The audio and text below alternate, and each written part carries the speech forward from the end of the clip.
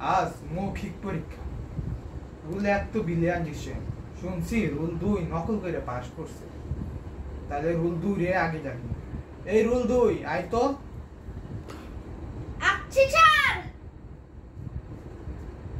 আমারে কয়টা প্রশ্ন করবেন? সেটা আমার ব্যাপার, বেশি পাকামো করিস না। বলতো ঐতিহাসিক ঘটনা কাকে বলে?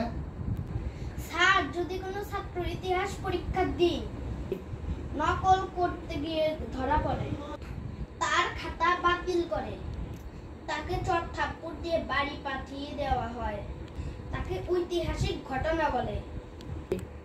তুই ফেল, তুই ফেল, তুই ফেল, তুই ফেল। তুই আমার সামনে থেকে যা, না হলে তোর থাপ্পড় দিয়া বাড়ি পাঠিয়ে দেব। স্যার, আরেকটি প্রশ্ন করেন, তারপরে বাড়ি পাঠিয়ে দিবেন। বেশ, বল সন্ধি বিচ্ছেদ কাকে বলে?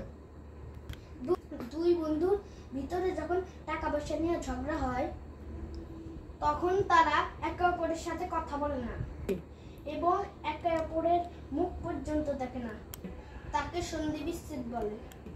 আজ আমার হাতে অনেক ব্যথা, তাই তো আর চর থাপ্পড় দিতে পারলাম না। তুই যা এখান থেকে, তুই ফেল, তুই যা।